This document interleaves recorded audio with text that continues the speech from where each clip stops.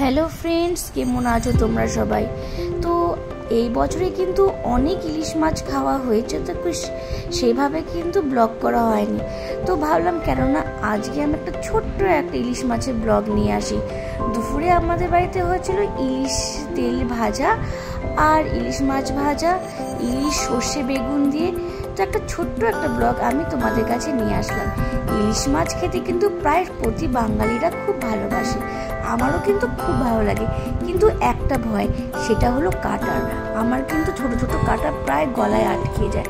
আর কিন্তু সেটাই হয়েছে এবার, এই লেজ ভাজাটার থেকে কিন্তু কাঁটা আমার গলায় আটকে গেছে।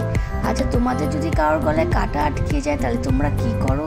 আমার তো সবসময় আমার মা বলে এসছে কি গলায় কাঁটা আটকালে তো সাদা ভাত একদম দলা করে গিলে নিতে।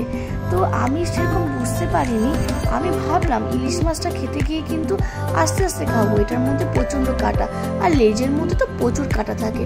ব্যাস কি হলো, গলায় কাঁটা আটকে গেল। সেভাবে আর ঠিক হলো না, ভাত দলা করে তারপরে আমি খেলাম। তারপরে কিন্তু কাঁটাটা চলে গেল জল খাওয়ার পর। তারপরে মাঝখানে ছিল আলু পটলের কষা কষা তরকারি, ওটাও কিন্তু খুব ভালো লাগে। এই পটলের সিজনে যে কত পটল খেয়ে ফেলাম আলু পটলের তরকারি, সে আর বলতে নেই।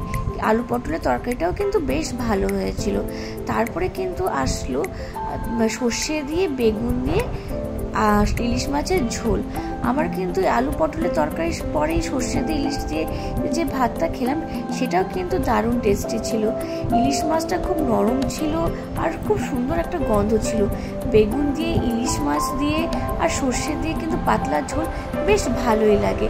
এটা আমার হয়ে গেল একটা ছোট্ট একটা ব্লগ। আপনারা জানাবেন ইলিশ মাছের আপনারা কত রকমের রেসিপি জানেন। এগুলো তো খুব কমন রেসিপি। কিছু যদি আননোন রেসিপি আপনারা জানেন বা ইউনিক রেসিপি যদি আপনারা জানেন, তো প্লিজ শেয়ার করবেন আর কমেন্ট করবেন।